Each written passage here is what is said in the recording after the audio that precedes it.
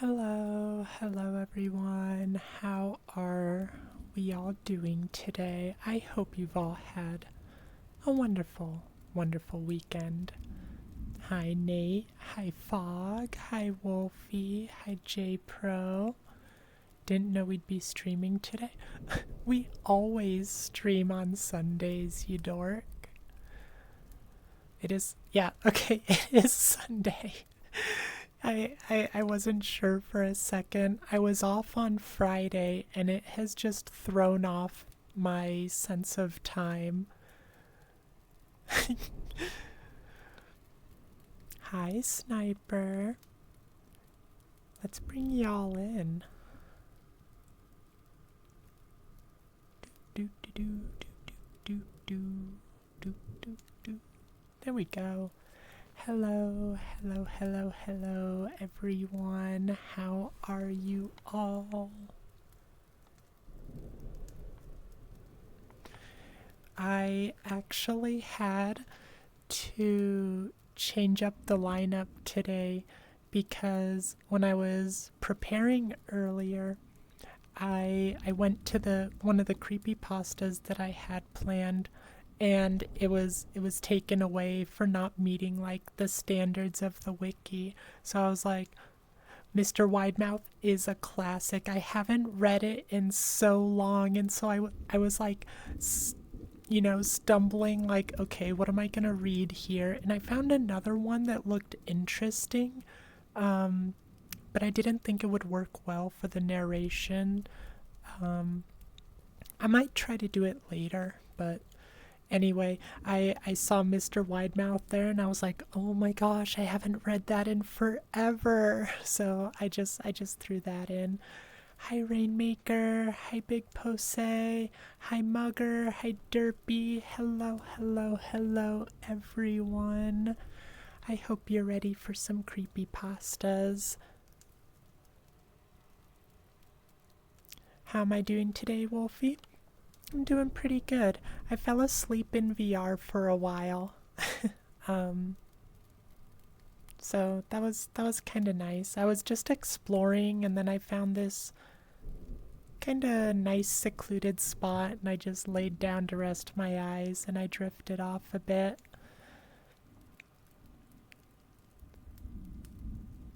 You doing solid, Nate? I'm glad.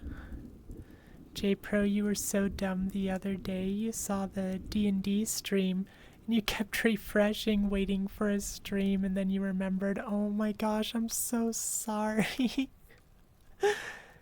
I'm glad you figured it out eventually though.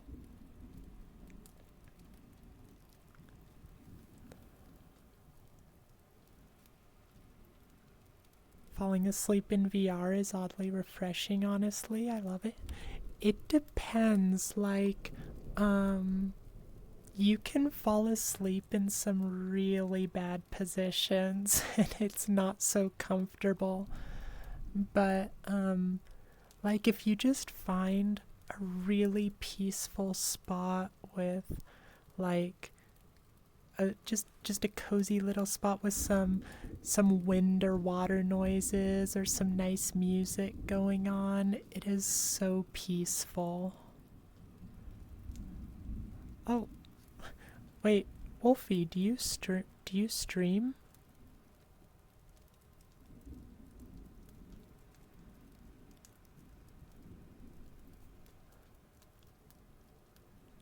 Astral sleep stream? I would feel so weird doing a sleep stream. Like, I don't know. If it was a 24-hour stream or something, like I get it, sleeping on stream that might be okay.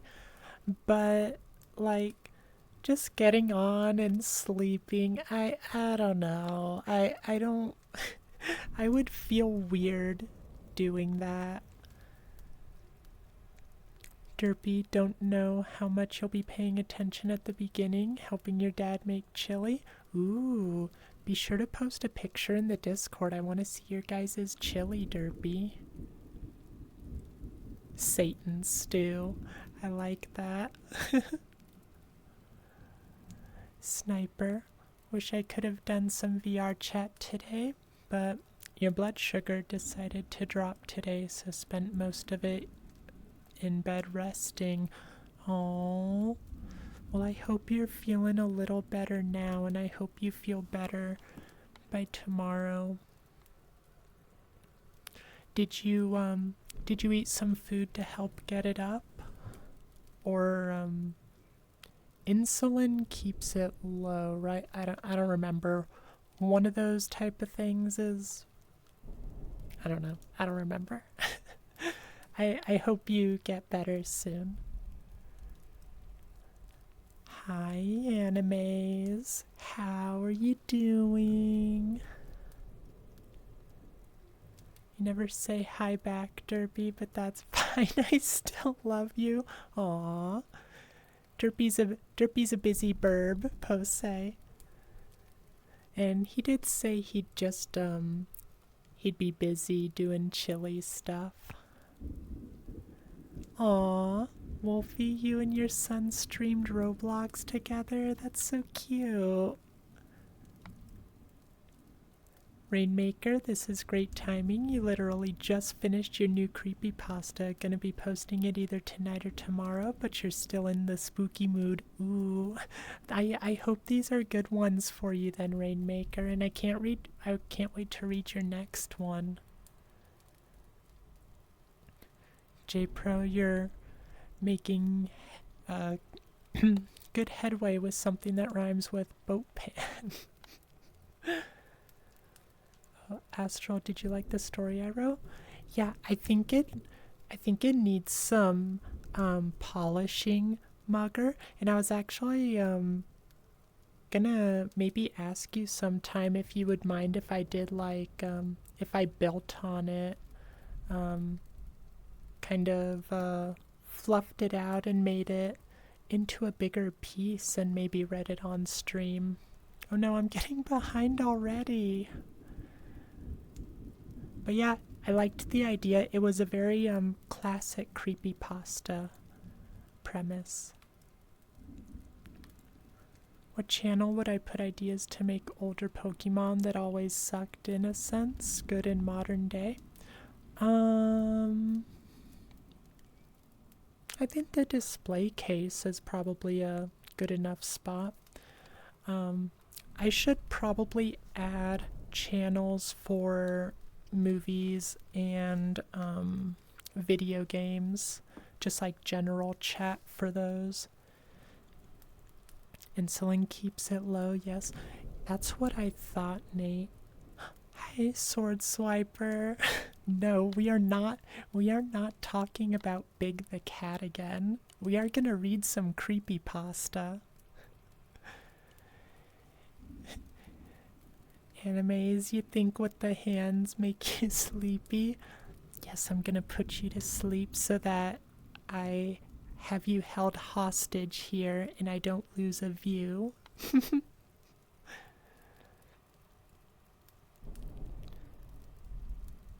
Sniper, you're doing fine, just got a migraine. Oh, I'm sorry, migraines can be so awful. I'm glad you ate though. Oh, you skipped some meals to get work done? Don't do that. Pink lemonade mocha. We have not seen you for a while. Unless my thing is not working and it's another first time chat that I'm just convincing myself as someone who's been here before. But I feel like I remember the name. It's good to see you either way. Wolfie, you missed doing it? You should totally do it again, even if it's just once in a while for fun. I'm gonna grab a quick drink real quick. Hi, Sapphics. Hi, Carface. It's good to see both of you. Oh, good. Dram, you just hydrated me, so that's what I'm doing this for. Definitely wasn't gonna do it on my own.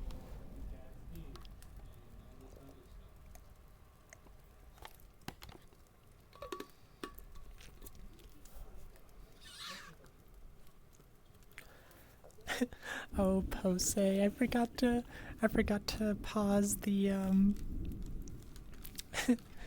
the speech ones. We'll do the nyas real quick. But I am gonna need to put those on pause because I don't want them to ruin the story at all. Oh my gosh, not 15 minutes. We want 3 minutes. Okay. That is much better, yeah. So let me get into... I need to go to Twitch, yeah. Go to rewards, yeah. And put a pause on those, yeah. Where are they, yeah? There they are, yeah.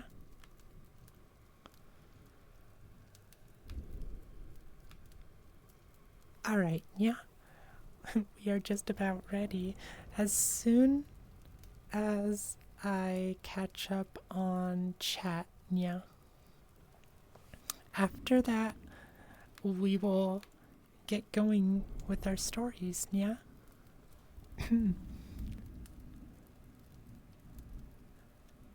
What movie did you watch on VR chat yesterday, Nya?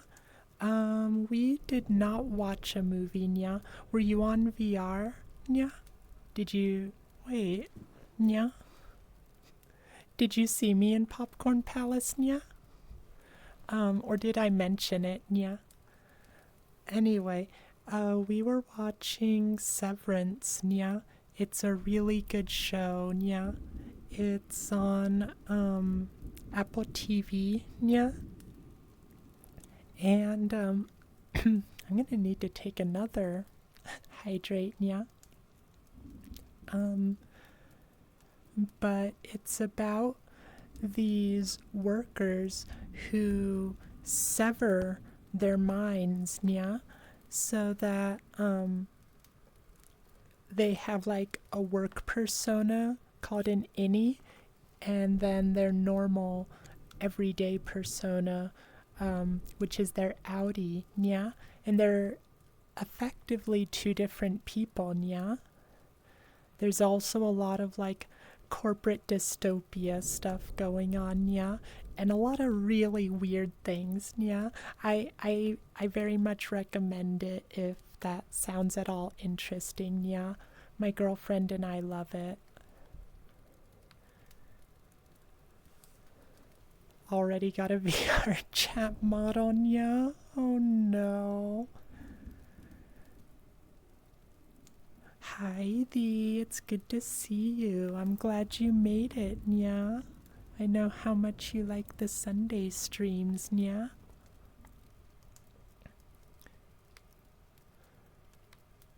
Sniper, no sleep for you. You ain't gonna get me to sleep, yeah.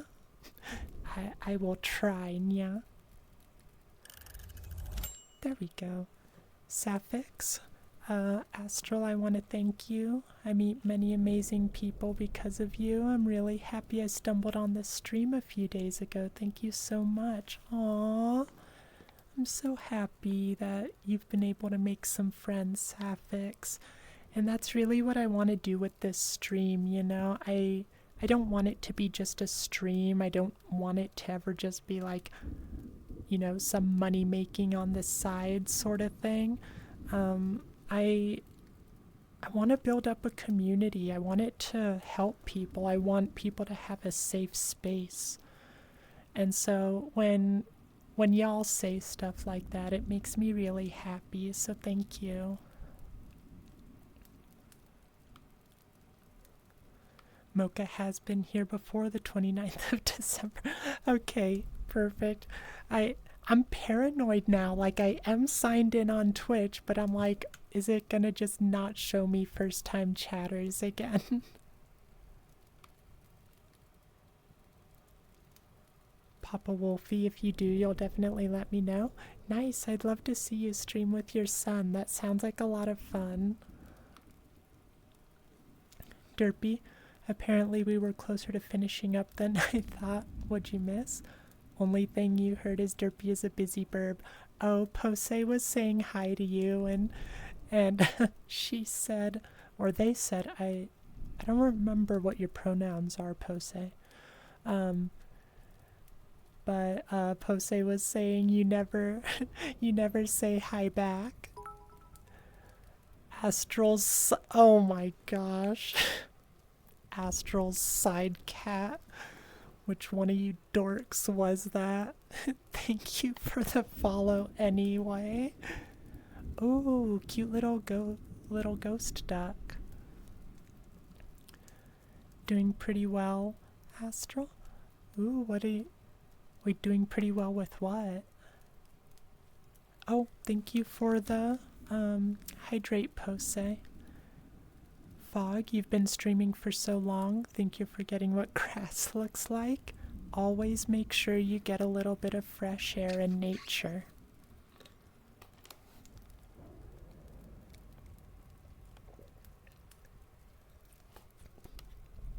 Didn't realize you streamed, Fog. Originally you planned game with some friends, but been downloading Rivals for hours now. Internet is powered by a scared hamster and a sad wrinkled potato, it seems. Oh, I'm sorry. I know how that is, though. My internet used to be terrible.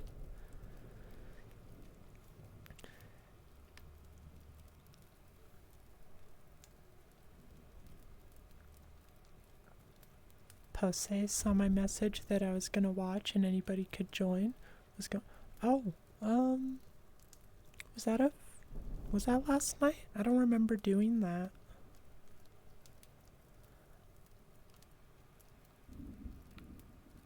Oh my gosh, that's a lot of fishing, Sword Swiper.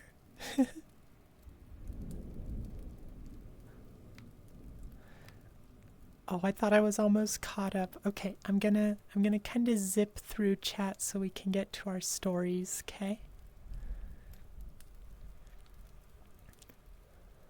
Sniper saw Popcorn Palace, just didn't join because anxiety went off. No worries. You are always welcome to join me. You don't have to worry about joining too much. If I really don't want people to join off me, I'll go to orange or something. Even if I'm on blue or green though, if it says dram time in my status, I'm probably not going to be as attentive to other people. I'm going to be pretty focused on her. Okay, we can do some shushes while we go through the chat.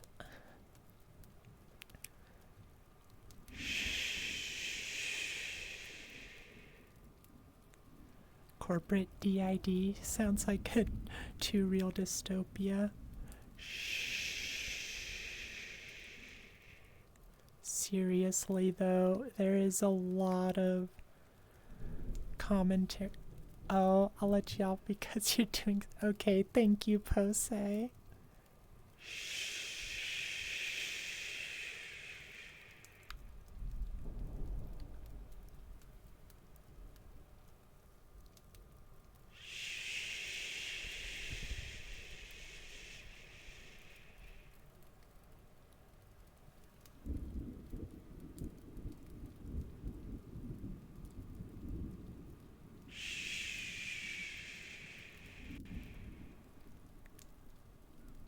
Astral side cat. I'm gonna get you to eat the cat food, but until then, you gotta guess which one of your usual followers.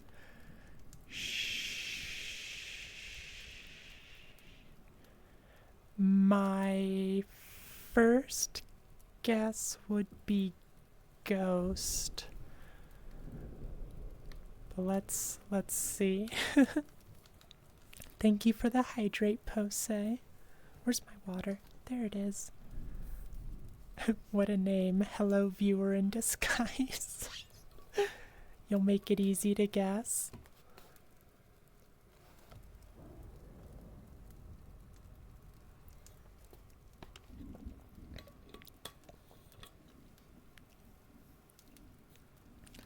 Nate, if you had to guess, either Derpy or Swiper. Ooh, I could see it being Swiper. I don't think it's derpy though. Hi, Cabby. Hi, Donzie. How are you both doing? Nate, see it. Oh, it is Swipe. Oh, did you just... Oh, no, it's not Swiper. Sniper, you're gonna guess Toast? I don't think it's Toast. Who is missing right now? Who would be... Wait a sec, is it J-Pro? Oh, it's Mugger. Okay. Oh my gosh, Mugger, you're such a dork.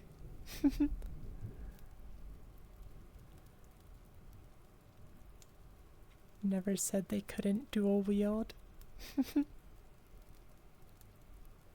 Oh, and another hydrate from Pose. Thank you, thank you.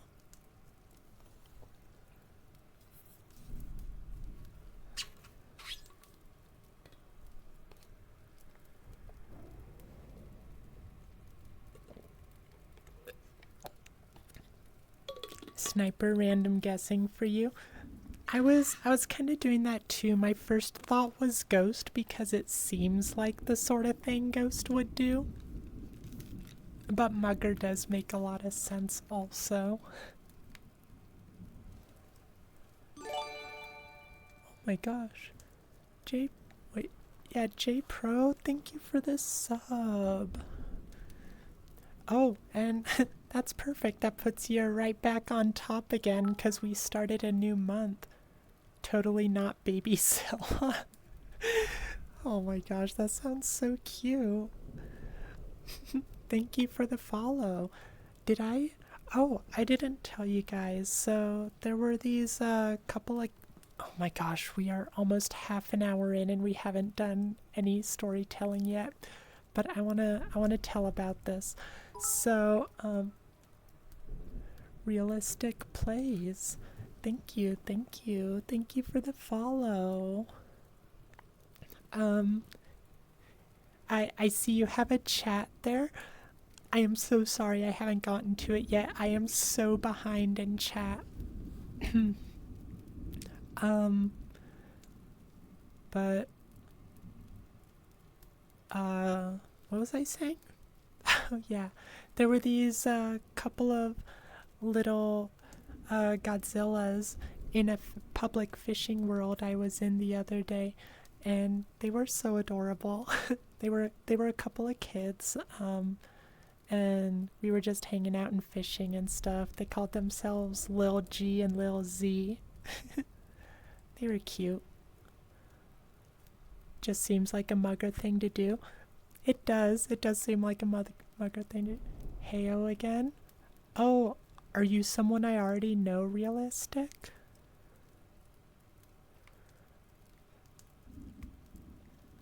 On an ad right now. Well, I'm sure you're done with the ad at this point because I'm so far behind. Pose, thank you for another hydrate. One day we'll get to the stories, I promise. Donzie, you're good? Just cooking some dinner? Ooh, what are you having?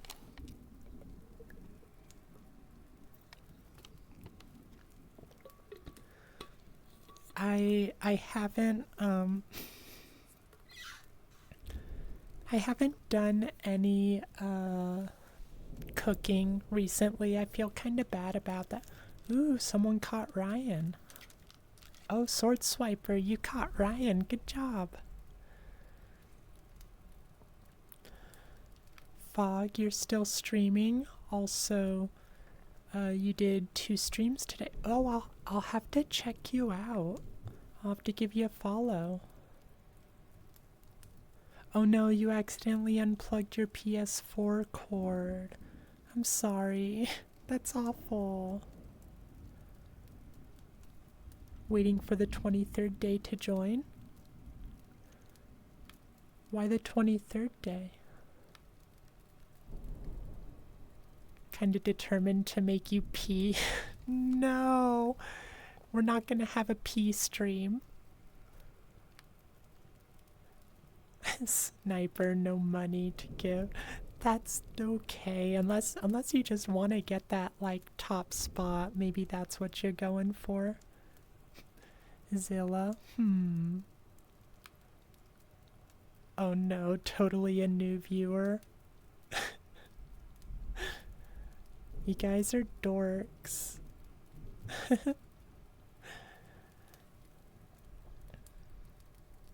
Oh no, Mugger, you're gonna take over? You'll have to fight Derpy for it.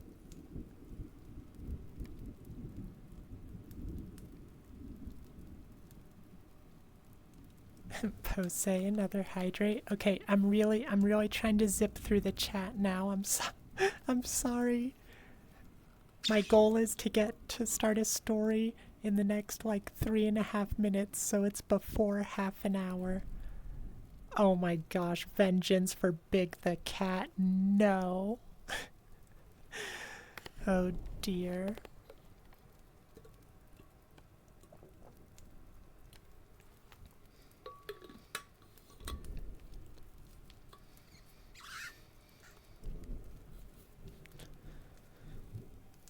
Yapping counts as storytelling too, just add a spooky boo. And we can act like it's creepypasta. Okay, here it is. We're gonna end the yapping with, then who was phone? What a twist. I love who was phone, it's so silly. We're almost there, I think.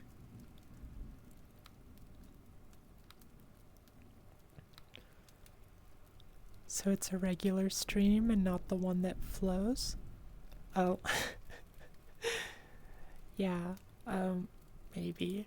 My brain's not working, don't confuse me. Question, does anyone else almost always have music play in their home like BGM?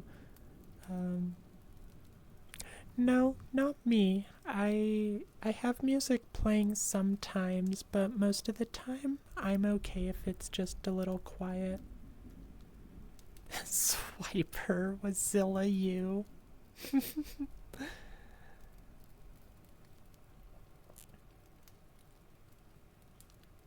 Okay, almost there. I think it's really nice. Astral reads every message. It's really, I mean, I try to anyway. There are times I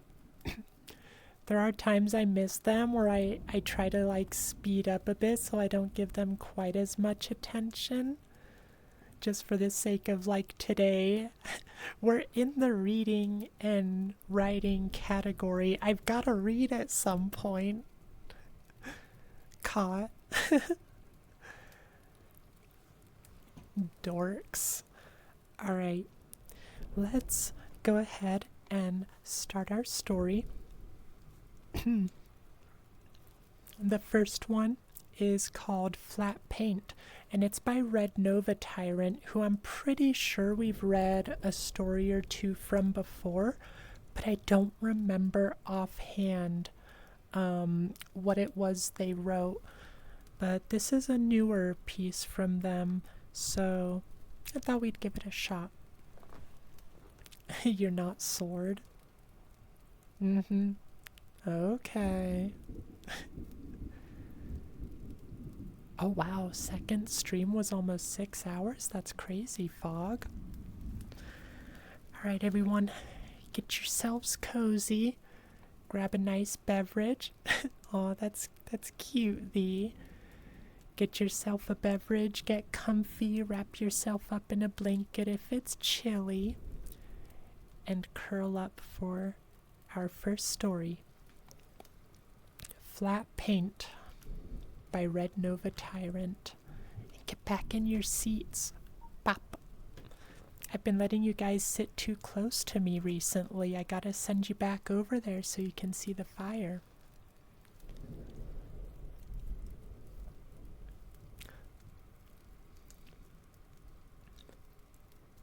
It was my first time in a grocery warehouse. My eyes were caught by the top of the gaping maw that was the shutter doors, bumping into my dad from behind during my moment of distraction. I could just not believe that a door with this much traffic would be this big. Granted, I was still a teen then, too, but that's besides the point. He turned and smiled, then gestured forward. We approached the door greeter. Dad presented a card, and we were welcomed in. I asked about the card. Dad said that only members were allowed to shop here. I was curious about how he joined, for only a second before the warehouse opened up before us. My gaze couldn't be left to linger for more than a few seconds, although they weren't necessarily products I was interested in. The sheer amount and quantity was mind-blowing, and the size of the warehouse itself impressed me most of all, stretching out above us and all the other shoppers, like a night sky over the Grand Bazaar. The shelves alone acted like skyscrapers, and the place was just as bustling as any other city I knew. Dad called my name for me to hurry along, not wanting to lose me in the crowds.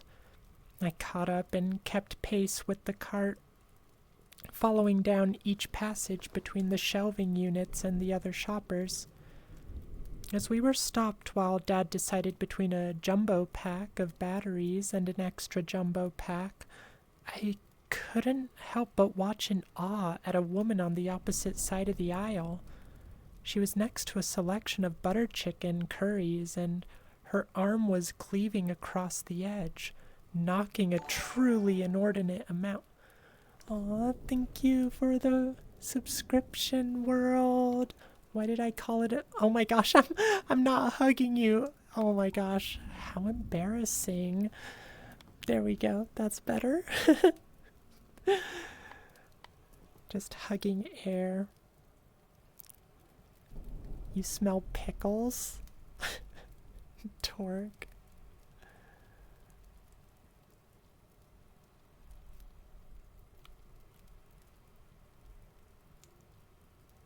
Okay, you're done being a goofball. We're always goofballs here.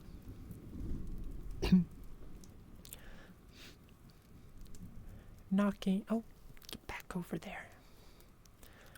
Knocking a truly inordinate amount of sauce into her oversized cart, next to the kid who was letting out ear-piercing screeches. She paid the kid no mind, however, as she blankly marched forward and knocked another selection of instant juice mix into her hoard. Astral hugging her schizophrenic friend.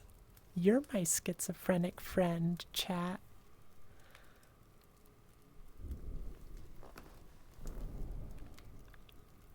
As the boxes knocked against pounds of meat that carpeted the bottom of her cart, the thuds they made pulsed in rhythm, like a heartbeat. Actually, the sound wasn't from this woman alone. Every customer, every item dropping and landing in sync, pounding like the beat of an ancient beast. A hand gently shook my shoulder to break me from my trance. "It's rude to stare like that," Dad said, dropping the extra jumbo batteries into our own cart and pointing forward to our next stop. That was the conflict of feelings that bombarded me as we advanced through the warehouse.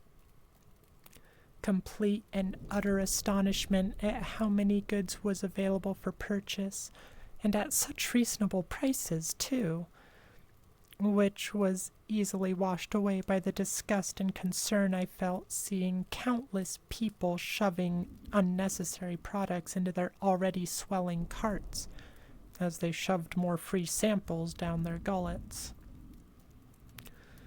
Their consumption repulsed me.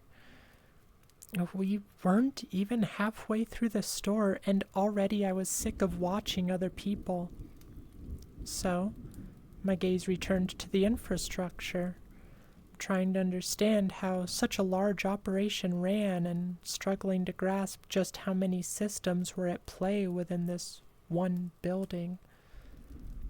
For example, how did they get the items onto the top of these shelves safely?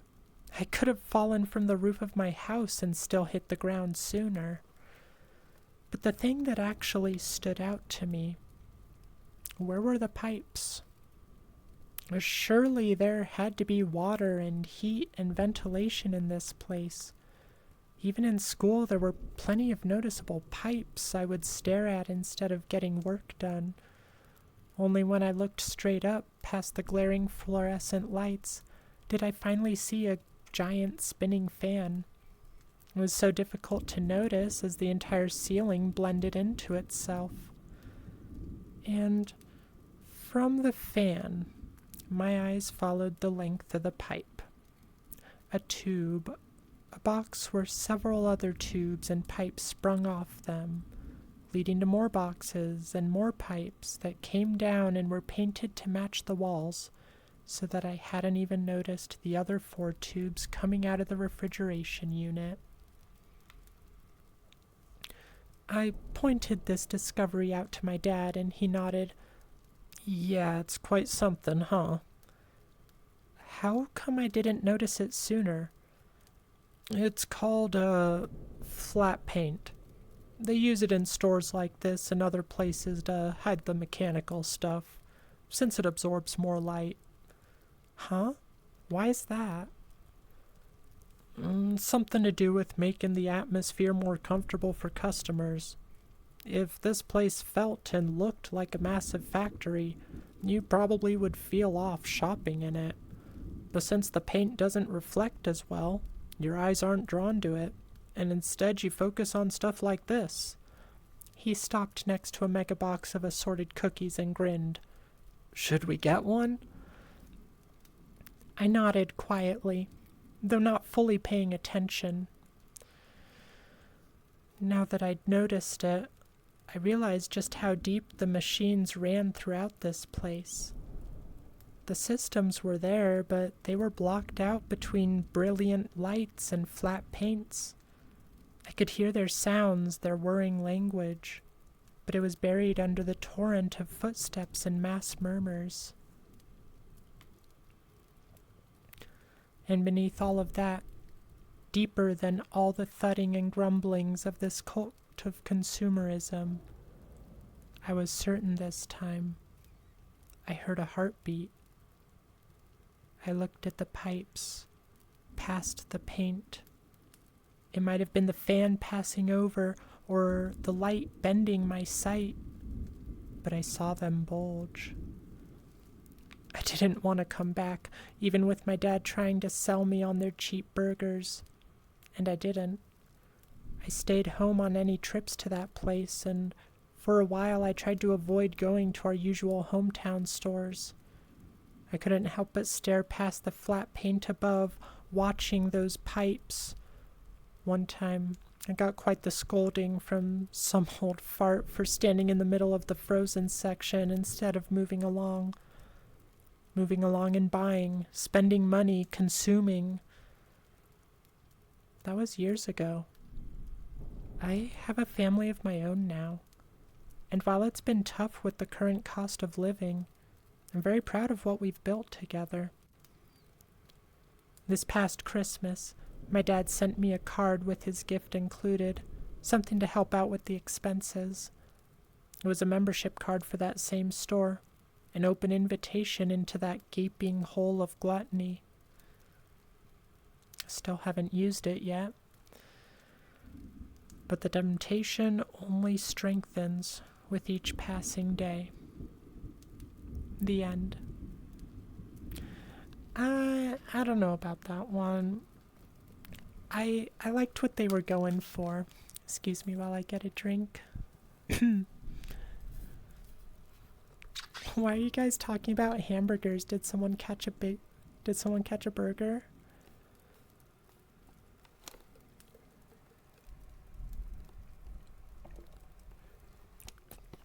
Oh, the burgers were mentioned in the story.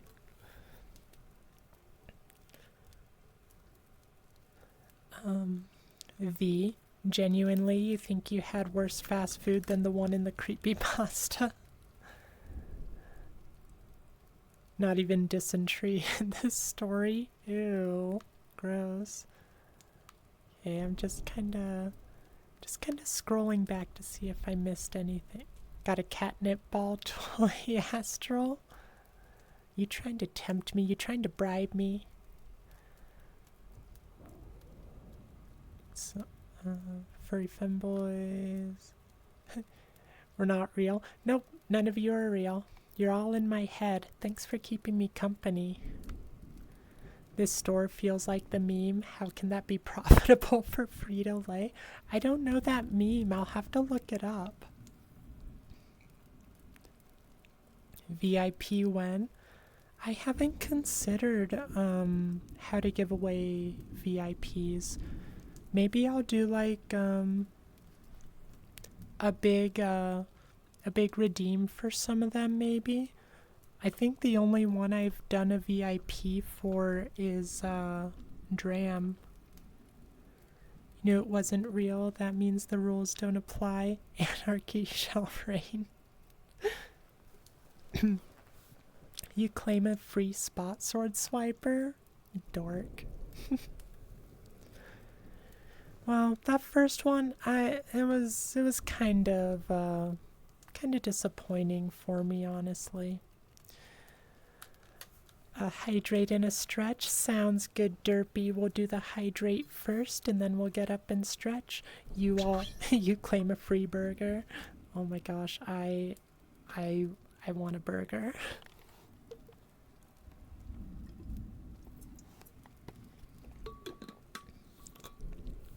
Looks at cheer 5K badge, glad. All right, everyone. Hop up for some stretching. All right. There go the legs cracking. Oh, not that side though. Just the one side.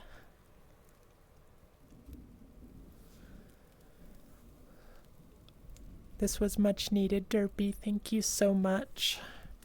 You always know when I need... Oh, okay. I need to work on my VR balance. It's hard in VR. Like, I'm not particularly well balanced on the best of days, you know?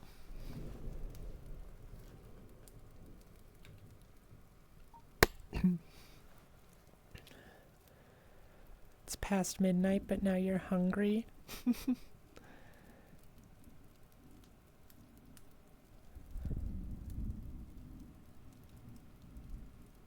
Okay, let's move to the next one. We'll do Mr. Widemouth next, which, if y'all haven't heard this story before, it's a classic. I don't remember when it's from, but it's definitely an older pasta. I feel like I read it in college or something, but maybe it was a little after.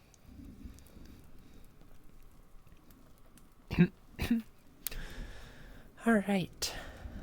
Let's take one more drink and then we'll start. And I don't think this one actually has an author to credit. Oh, no, we do. Mr. Widemouth is by Perfect Circle 35.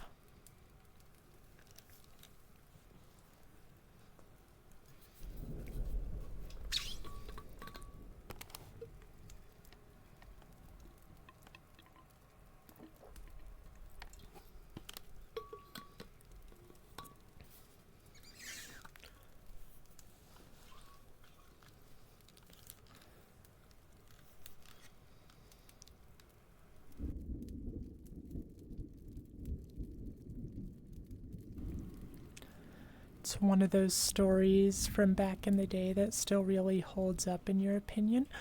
That's good to hear, because I was afraid maybe it wouldn't.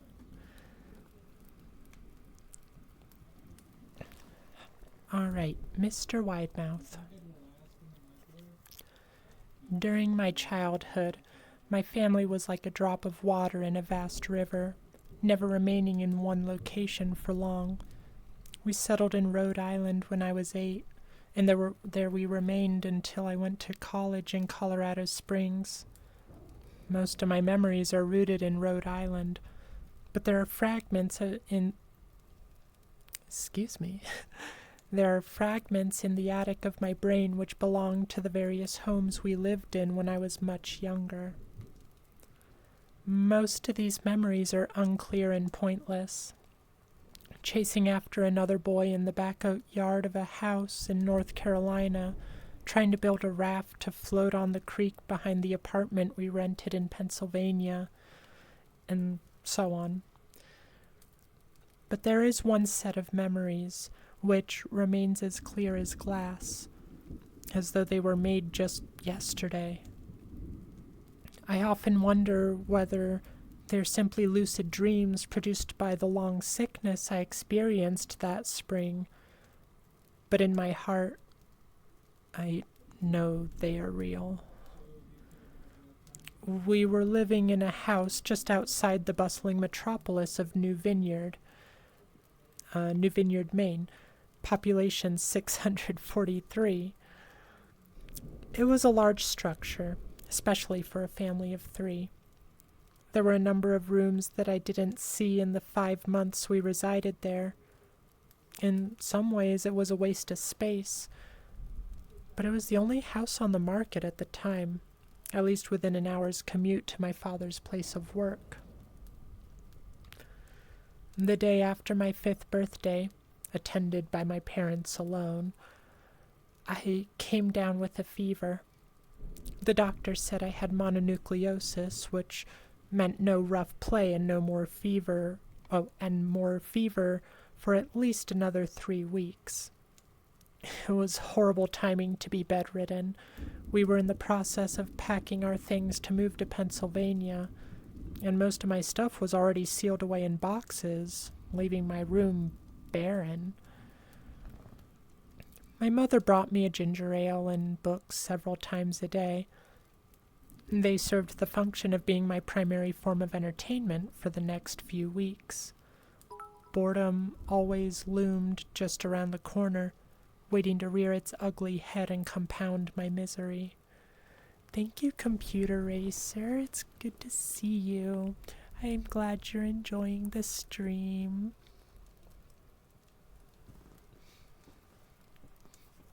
I hope you're having a wonderful, wonderful weekend.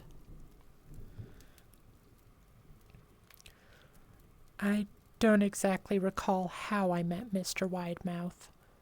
I think it was about a week after I was diagnosed with mono. My first memory of this small creature was asking him if he had a name. He told me to call him Mr. Widemouth, because his mouth was large.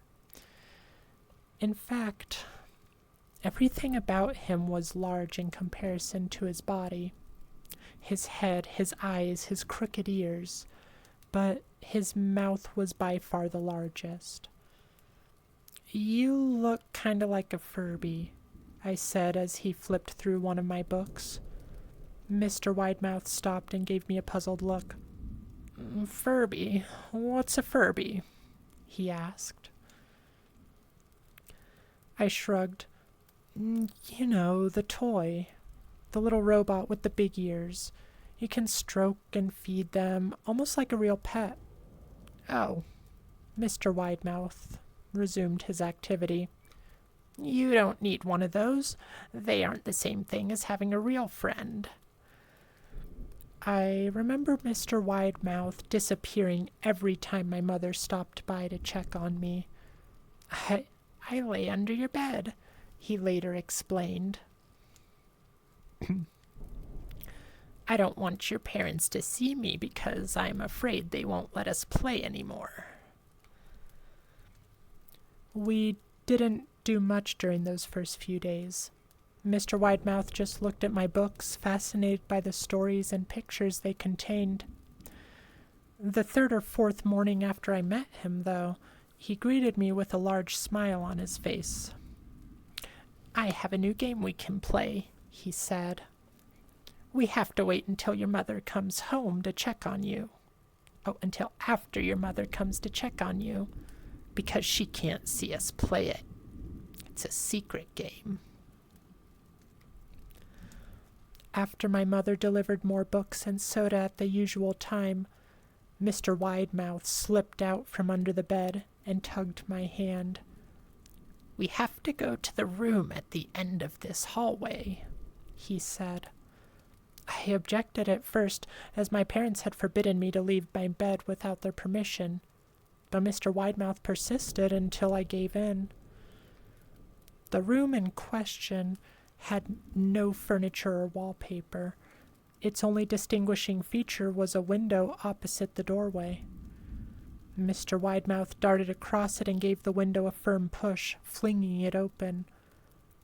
He then beckoned me to look out at the ground below. We were on the second story of the house, but it was on a hill, and from this angle the drop was farther than 2 stories due to the incline. I like to play pretend up here, Mr. Widemouth explained. I pretend that there is a big soft trampoline below this window, and I jump. If you pretend hard enough, you bounce back up like a feather. I want you to try.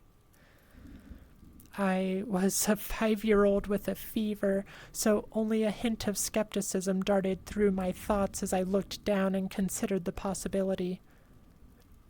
It's a long drop, I said. But that's all part of the fun. It wouldn't be exciting if it was only a short drop. If it were that way, you may as well just bounce on a real trampoline. I toyed with the idea, picturing myself falling through thin air only to bounce back to the window on something unseen by human eyes. But the realist in me prevailed. Maybe another time, I said. I don't know if I have enough imagination. I could get hurt. Mr. Widemouth's face contorted into a snarl, but only for a moment. Anger gave way to disappointment. If you say so, he said. He spent the rest of the day under my bed, quiet as a mouse. The following morning, Mr. Widemouth arrived holding a small box. I want to teach you how to juggle, he said. Here are some things you can use to practice before I start giving you lessons. I looked at the box. It was full of knives. My parents will kill me, I shouted, horrified that Mr. Widemouth had brought knives into my room. Objects that my parents would never allow me to touch. I'll be spanked and grounded for a year. Mr. Widemouth frowned. It's fun to juggle with these. I want you to try. I pushed the box away. I can't. I'll get in trouble. Knives aren't safe to just throw around in the air. Mr. Widemouth's frown deepened into a scowl. He took the box of knives and slid it under my bed, remaining there for the rest of the day. I began to wonder how often he was underneath me. I started having trouble sleeping after that. Mr. Widemouth often woke me up at night, saying that he had put a real trampoline under the window, a big one that I couldn't see in the dark. I always declined and tried to go back to sleep, but Mr. Widemouth persisted. Sometimes he stayed by my side until early in the morning, encouraging me to jump. He wasn't so fun to play with anymore. My mother came to me one morning and told me I had her permission to walk around outside. She thought the fresh air would be good for me, so especially after being confined to my room for so long. Ecstatic, I put on my sneakers and trotted out to the back porch, yearning for the feeling of the sun on my face. Mr. Widemouth was waiting for me. I have something I want you to see, he said. I must have given him a weird look because he then said, It's safe, I promise. I followed him to the beginning of a deer trail which ran through the woods behind the house. This is an important path, he explained. I've had a lot of friends about your age. When they were ready, I took them down this path to this special place. You aren't ready yet, but one day I hope to take you there. I returned to the house, wondering what kind of place lay beyond the trail. 2 weeks after I met Mr. Widemouth, the last load of our things had been packed into the moving truck. I would soon be in the cab of that truck sitting next to my father for the long drive to Pennsylvania. I considered telling Mr. Widemouth that I was leaving, but even at 5 years old, I was beginning to suspect that his intentions were not to my benefit. Despite what he said otherwise. For this reason, I decided to keep my departure a secret. My father and I were in the truck at 4 a.m. He was hoping to make it to Pennsylvania by lunchtime tomorrow with the help of an endless supply of coffee and a 6-pack of energy drinks. He seemed more like a man about to run a marathon, not one about to spend 2 days sitting still. "Early enough for you?" my father asked with a hint of sympathy. I nodded and placed my head against the window, hoping for some sleep before the sun came up. I felt my father's hand on my shoulder. "This is the last move, son. I promise. I know it's hard for you, as sick as you've been. Once Daddy gets promoted, we can settle down and you can make friends." I opened my eyes as we backed out of the driveway. Mr. Widemouth's silhouette was in my bedroom window. He stood motionless behind until the truck was about to turn onto the main road, at which point he gave a pitiful little wave goodbye. Steak knife in hand. I didn't wave back. Years later, I returned to New Vineyard. The piece of land our house stood upon was empty except for the foundation, as the building had been burned down a few years after my family left. Out of curiosity, I followed the deer trail that Mr. Widemouth had shown me. Part of me expected him to jump out from behind a tree and scare the living bejesus out of me. But I felt that Mr. Widemouth was gone, somehow tied to the house that no longer existed. The trail ended at the New Vineyard Memorial Cemetery. I noticed that many of the tombstones belonged to children. The end. And it actually has a date that this was uploaded. This was originally in 2010, so I would have been 20 years old. I would have still been in college. Let me get a drink. Mr. Widemouth's voice was a little rough. I probably shouldn't have done that kind of voice.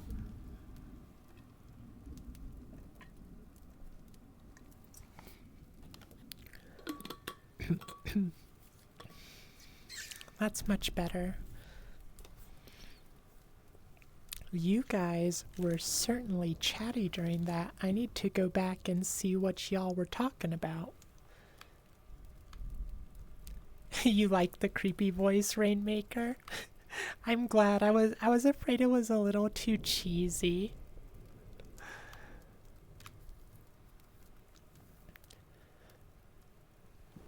Your sleep paralysis demon, that's what those are, Sword Swiper. I, thank goodness, have never had sleep paralysis. I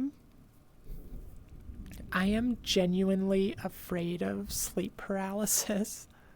I don't want to know what my imagination would conjure up.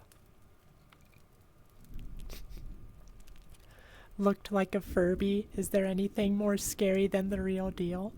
Yeah, it might have been more scary if it was an actual Furby instead of just Mr. Widemouth. You turn a corner and see Mr. Widemouth, and you're just like, oh, jeez, you scared me. I thought it was a Furby. Yeah, it's essentially a Furby with a knife. Speaking of gremlins, always think Mr. Widemouth looks like a... Yeah, Gizmo's probably not a bad way to picture him, actually. Because the Furbies themselves do kind of have a Gizmo look to them.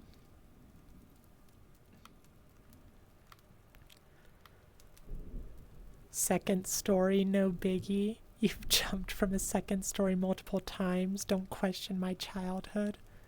Oh, if you're still here, Cabby, good night.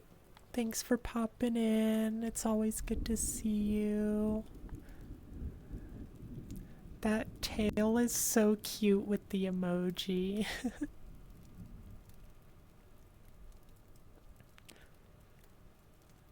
Right. We're zooming through the messages. Why does this sound like my brother? Jumped from a second story, play with... Oh my gosh, your brother... Your brother sounds, like something else for sure, Sniper. Gonna lurk now, Sword Swiper? Well, if you can still hear me, I hope you have a good lurk.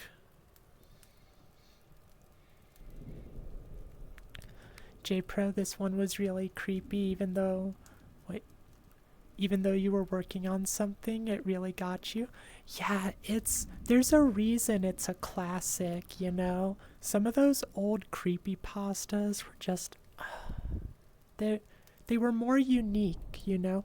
Or, even if they were, like, kind of cliche and stuff, it was at that time where all the creepypasta tropes weren't quite as established yet, you know? So things felt a little more unique and had more character a lot of times. At least that's how I feel. Of course the nostalgia lenses are, you know, putting a bias on that. So Sniper, you would have been 5. Rainmaker, you would have been 14. Nate, 11. Gosh, why do I have to be so old? If you used the internet more, this would have likely given you nightmares as a kid. Yeah, I didn't have the opportunity to use the internet much when I was, you know, really little. It wasn't until high school that we had a semi-decent high school we had a semi-decent computer. But I still wasn't super active on the internet and stuff. Like when I was in, you know, elementary school and stuff, it was still dial-up and everything. I don't think we got high-speed internet until I was in college. Maybe it was high school. Well, high-speed internet at the time, like... You know, it wasn't like fiber optic or anything. It just wasn't dial-up.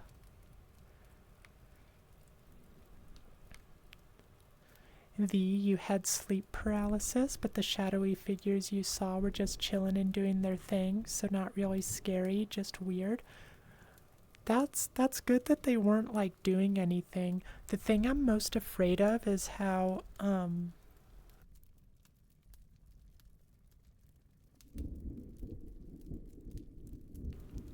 Sorry, I had to sneeze. What was I saying? I sneezed the thought right out of me.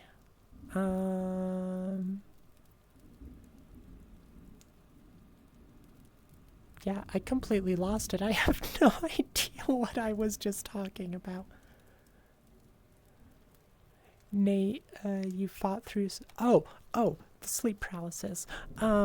Like how so many people have the, like, creature or whatever on their chest because, you know, the weight and everything. That would terrify me so much. Okay, give me just a sec. I'm gonna recover from that sneeze.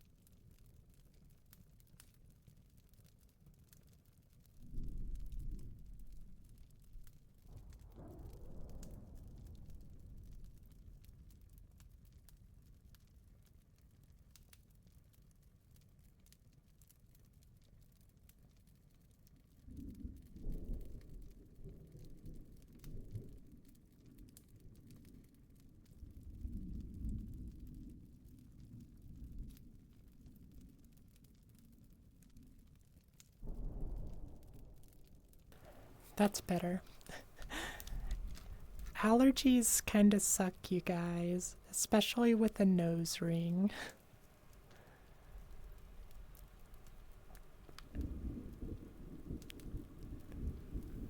And just fight your demons, break their noses. Good call, Nate. You just gotta show them who's boss. Geez, do all of you have sleep paralysis? A lot of you seem to be familiar with it. I'm pretty sure it's more like, are you all back sleepers? Because it's more likely to hit when you're a back sleeper, I think. Rainmaker, something about creepypastas on the early internet were so much more effective because the internet itself was so much more mysterious. It really was, and I think I've talked about this with my brother before, who's also a big horror fan, Rainmaker, and I think one of the things that modern creepypastas do that really takes away from the whole vibe that they used to have is they feel too professional a lot of times. And not that that's necessarily a bad thing, but it feels less like, you know, some kid telling you about a creepy thing that happened down the street. And it feels more like you're just reading someone's, you know, creepy short story that they had in a book or something. Like I said, nothing wrong with that. Creepy stories are great regardless. But I miss that feeling of, you know, being able to suspend your disbelief a little bit more. They still exist, but it's harder to find, I feel like.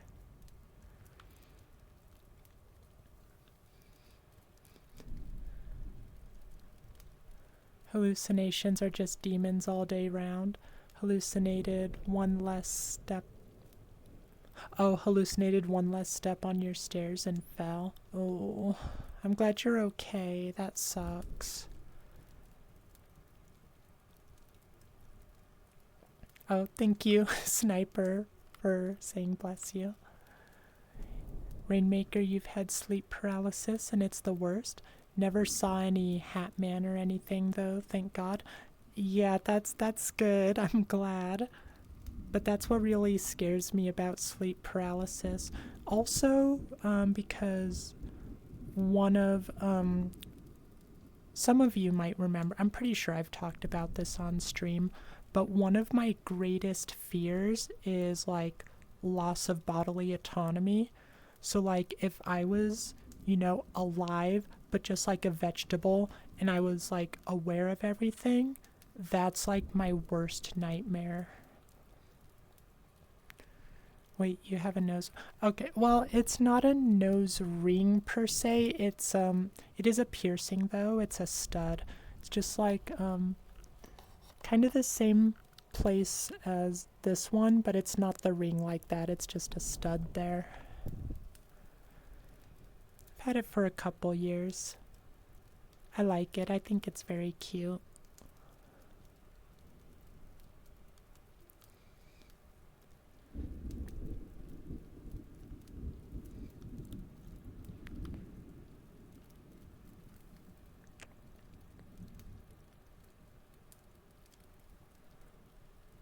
Sorry, I'm just speeding through a bit more. Oh, Nikki, you're very familiar with sleep paralysis. I'm sorry. It does seem like I'm pretty sure there's certain things that lend themselves to being more susceptible to it. Okay, where do I want this camera to be? There we go. It's a little better. I'm all like tweet. Oh, wait, did I lose some tracking? I think I did.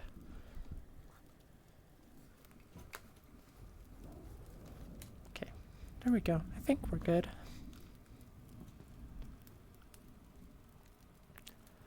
Nate, you sleep in sitting positions most of the time, otherwise you're a side sleeper.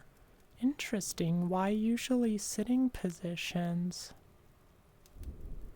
Sniper, you're a monster. You start your sleep on your sides and always wake up laying on your stomach.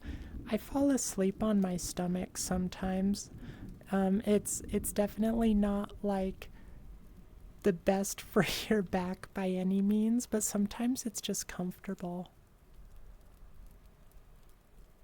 Derpy, when you were young, you were a sleepwalker, had fairly consistent nightmares and got sleep paralysis. Don't have any of that nowadays, though. Also, yeah, you're a back sleeper. Interesting. I was never a sleepwalker myself, but I would definitely get into that mode where I would have a conversation, but I wasn't really awake, you know? Nate, older creepypastas have a charm that makes them feel like an online urban legend / campfire story that you feel modern creepypasta should aspire to give the vibe of. Exactly. That was exactly what I was getting at myself. And that's one of the reasons I enjoy telling some of these stories the way I do, where I like it to kind of feel like I'm just recounting a story to you guys. If for some of the older viewers, you might remember that before I settled on this location for our Fireside Creepypastas, I did try a one by a campfire at one point.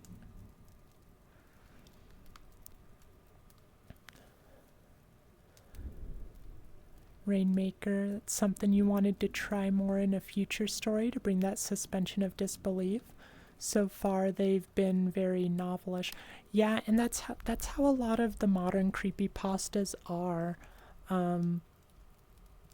They're those long pasta formats. You don't have the short to the point ones as much. We read one recently that I feel was very good with suspending disbelief. The vampire one was kind of good about that, but I don't think that's the one I'm thinking of.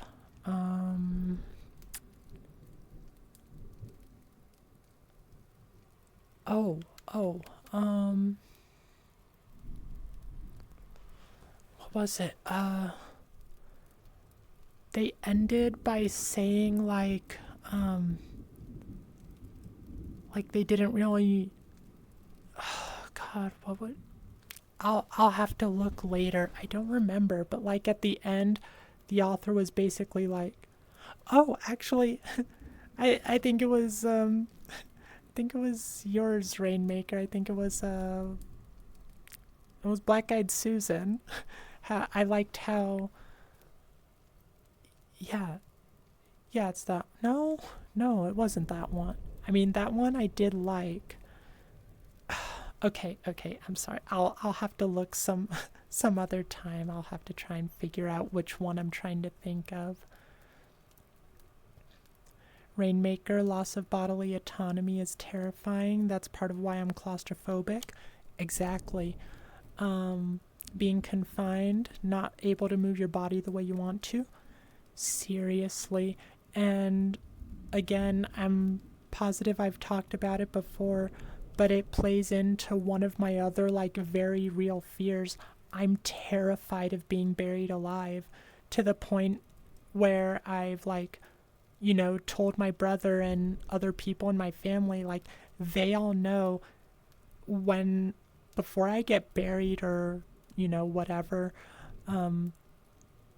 they need to cut my head off because I would, even if I'm not dead and I just like look dead, I would rather them just cut my head off and make sure I'm actually dead rather than put me in there and have even the slimmest possibility that I'm not dead.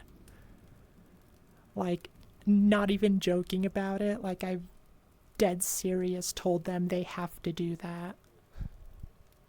I need to make sure Dram knows too. I don't know if I've gone over that. I think I've mentioned it to her, but I need to drill it into her head so she never forgets. Sniper, you want piercings, but you fear needles, so never had it done. That, and of course your parents being against it. Oh, that's too bad. Yeah, I want to get my ears pierced at some point too. It's just not very high on my priorities right now. I really like my nose piercing though. When I was younger, I never thought I'd care about getting a piercing. I'd be open to tattoos also, but again, not very high on my priorities. Hi, Cyber. How are you doing? I hope you're having a wonderful, wonderful weekend. Or end of it, rather. I guess, for you it might not be anymore, huh? Might be Monday now. For you it's the opposite. Losing a connection to memory while the body is intact. Like dementia. Dementia is terrifying. Like, I haven't even, faced it, firsthand with, or secondhand, I guess. Like, I don't have any personal connection to it, but just from the outside, dementia is so heartbreaking, and I hope none of you have to deal with it. Like, odds are some of us will have to in the future if we're not already, but I hope none of you do have to. J-Pro, did I ever tell y'all how I slept-walked on a camping trip with a friend? You got up, pulled your pants down in front of a friend, and woke up peeing outside? That sounds like a common one. Getting up and peeing in like random spots. I think one of my parents had a similar sleepwalking story, or one of their siblings. Oh, Rainmaker, you used to sleepwalk too? One night you woke up in the basement cellar and nobody knew how you got there and they couldn't find you. That is scary. It kind of reminds me, not exactly, but it does remind me of the movie The Orphanage. Like, that could go like so badly, you know?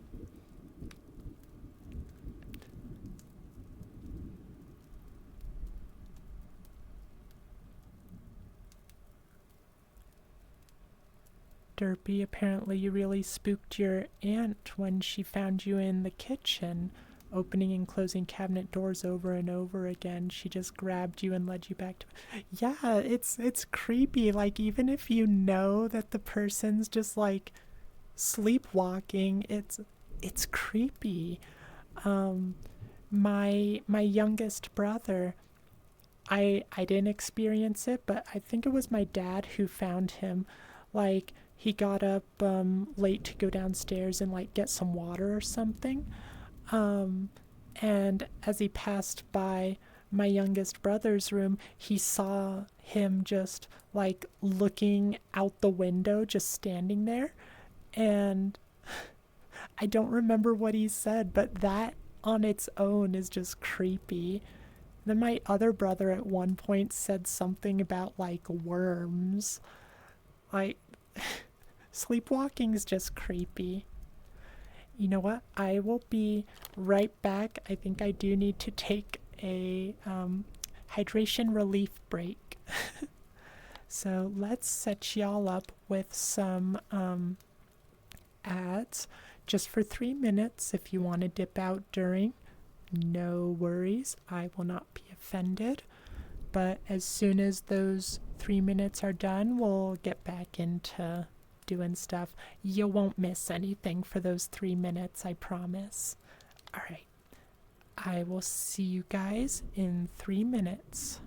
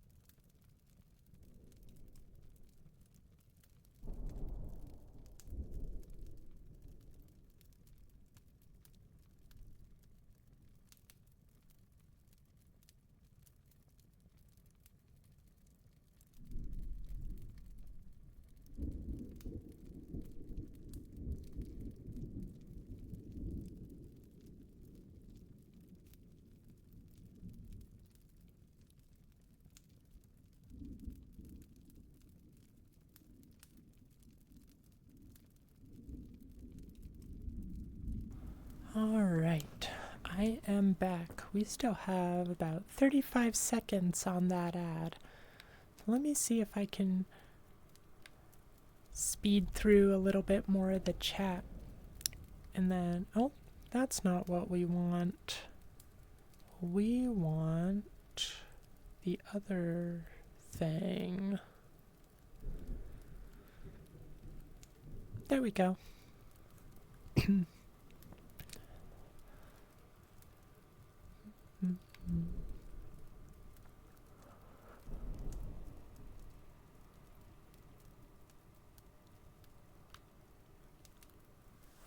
Sorry, I'm just speeding through the stories.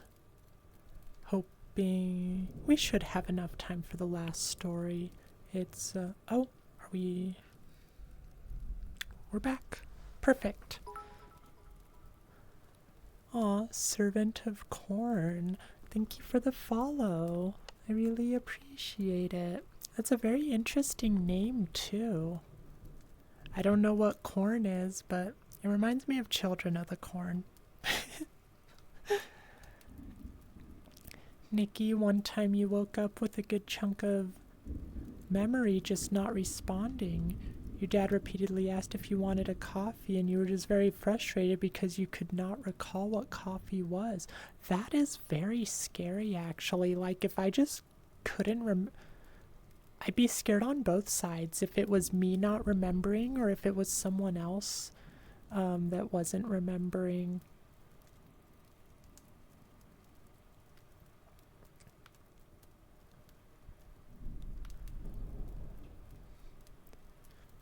Yeah, I'm an organ donor too, Sniper. Like, I'm not gonna be using them.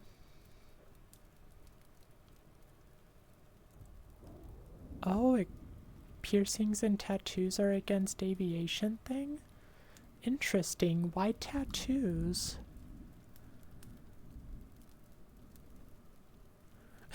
Cyber, well, if you're still here, I am glad you stopped by. It's always nice to see you.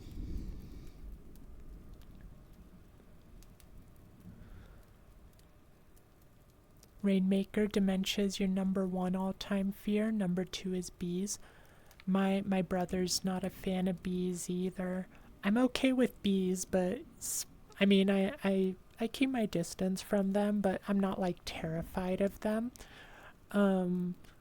Spiders though, those are the, I mean, you guys know already. Spiders are the ones that I ain't messing with that.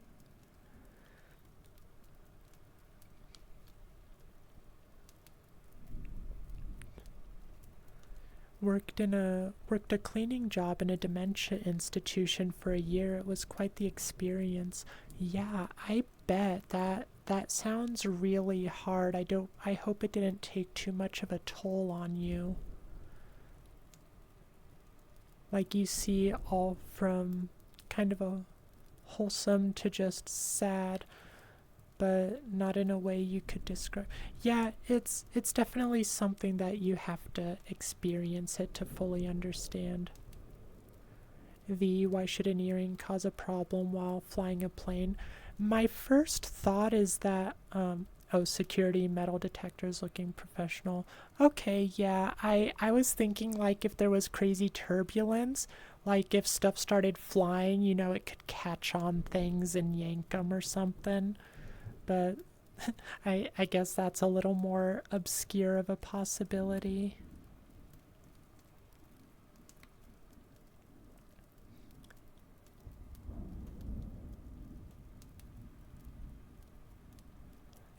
According to all known laws of aviation, there is no way that a bee should be able to fly. Its wings are too small to get its fat little body off the ground. Well, I think they're just particularly light.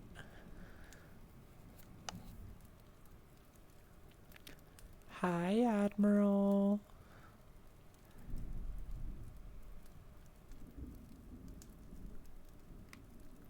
Okay. Oh, thank you for the hydrate. And Wolfie, I will get you your hug in just a sec. Fog had to fix another issue with stream now, but it's back up and running. Oh, I'm glad. Wait, your own stream? Are you still streaming yourself?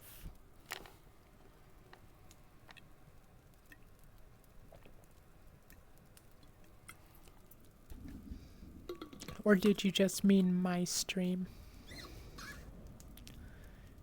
You call dibs on everyone's kidneys, can never have enough of them.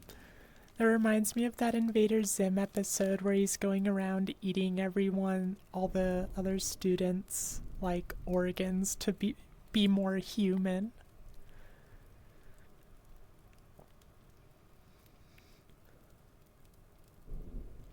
Oh, J Pro, you did love Candle Cove? Mean It Had Me was really convincing, and when I found out it really was just a creepypasta, not a show, I was like, darn. Yeah, like, I have a soft spot for, like, the lost TV shows, lost episodes. I think they're so much fun, even if some of them are, like, really out there. They're just so good. Like, Suicide Mouse was another one I really liked. And then I'm sure there were some others too, but oh, of course, Squidward and God, yeah, I'm kind of blanking in the moment, but hi, Sophia, it's good to see you. How are you doing? I hope you've had a wonderful weekend.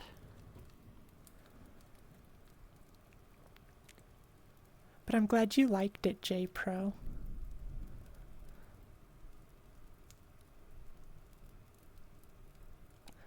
Yeah, for sure. Ben Drowned was also really fun too.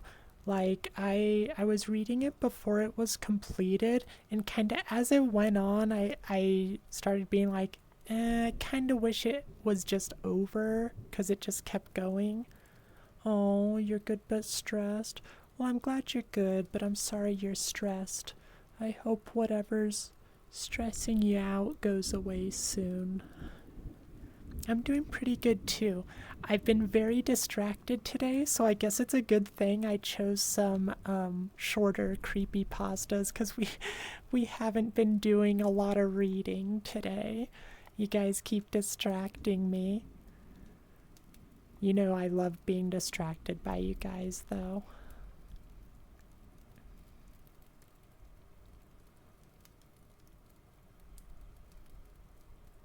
Oh, you got a tire sniper? Darn. Cyber, haven't joined my streams. Oh, you mean like in stream? Yeah, I haven't. I did a community day last week, right? That was when I did the community fishing. I'll need to get another one sometime soon. Sniper, I'm reading your chat, so that counts. Touche. I don't think it sticks with the spirit of the category, though. Oh, Sonic EXE. Yeah, Sonic EXE, I remember being kind of meh about that one. The cursed video games I wasn't as interested in as like the lost episodes. Although, what was it? Lost Silver or something like that. It was a Pokemon Gold and Silver one. I really remember liking that. Rainmaker. You love Ben Drowned too. Majora's Mask and Majora's Mask is my favorite Zelda game of all time. Like, for a long time it went between that and Ocarina, but Majora has pretty much solidified itself there. Like, that was... I'm never going to be able to experience a game like that again, where, like, when I was younger, I had the time to dedicate to it, where, like, I would just follow people around and try to figure out, like, the side quest stuff. And it took so long, but I had a lot of fun doing it. It's just a very unique and special game. I'm glad your stream is working again, Fog.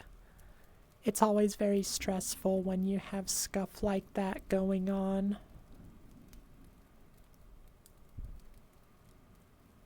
Oh yeah, Cyber. Yeah, you seem pretty busy too. I want to try and get more community stuff going. Because it's like I was talking about earlier. I want this to be a community thing more than just a stream thing. Sophia, you hope the MRI or whatever it's called shows no mean cells. Oh, yeah, I hope so too.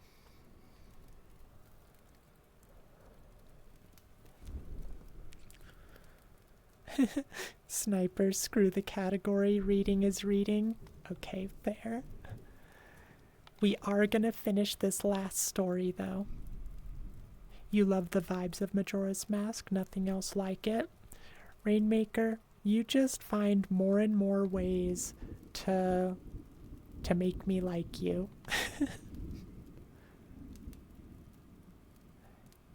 Nate, Sonic EXE was horrible back then, but the projects they have made in its fandom are now are amazing. And that's something that's really fun a lot of the times. Like, you can not particularly like the source material, but then stuff can come from it that's just amazing. Alright, we are caught up with chat, so let's start reading our final story. And Let me see if this one has an author. It does not have an author listed. So, this one is called Frostbite. Author unknown. Let me take one more drink. And then we will get started.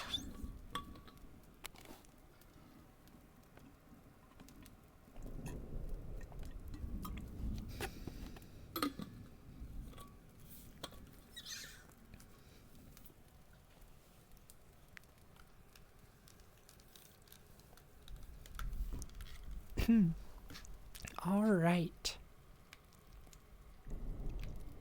Frostbite. Have you ever heard the urban legend Frostbite before?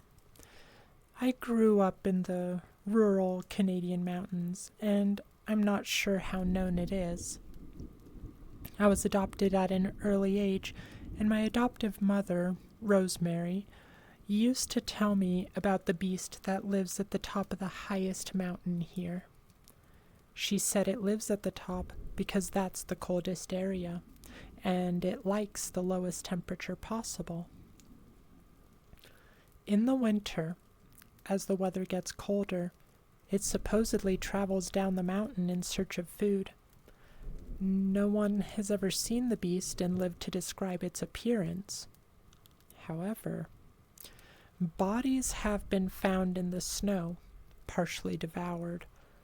The species of the beast remains a mystery. The bite marks don't appear to be any animals native to our region. Yay, Canada.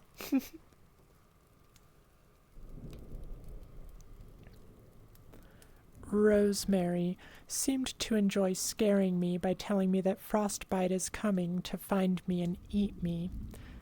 The only way I ever made her smile was when I was terrified. Every winter, I would have to check the thermostat before going outside and playing.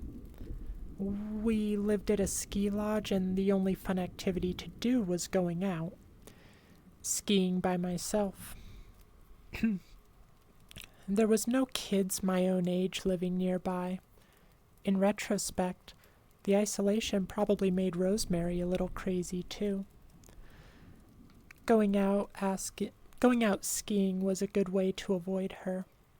My adoptive father, Chris, wasn't any help against her. In fact, they both treated me like the help and never let me forget that I'm only their adopted child, not blood related. Chris was a wealthy retired ski champion. They believed because they adopted me from less fortunate circumstances, I should be grateful. As I got older, I began to resent both of them. As a teenager, my fear of frostbite faded. I started to stay out skiing later, and I got pretty good at it. The problem with skiing down the mountain was that it's a long walk back uphill, with my skis in hand. On my way home, this especially cold evening, frostbite crossed my mind again. The darker it got, the more I began to regret my decision of being out so late. Suddenly, a bright light shone towards me from behind. I quickly turned to see a Jeep driving towards me, and I sighed in relief. The driver rolled down the window and asked me if I knew Chris. I explained he's my adoptive father, and the man offered me a lift to the lodge, before putting my ski equipment with his on top of the Jeep. It had been a while since I spoke with anyone aside from Chris and Rosemary, so I tried to strike up a friendship. The man's name was Tom. Said he was a former colleague of Chris. He looked to be in his 30s, and Chris was about 60 at the time, and retired several years prior. It was a little odd. His radio was on, and even though signal was terrible, I could hear parts of the local weather report. said it was getting especially cold that evening. All I could think about was Frostbite and how lucky I was that Tom was taking me back home. Ooh, Until Dawn vibes. I love Until Dawn. Yeah, I would love to play that again, actually. It's been years.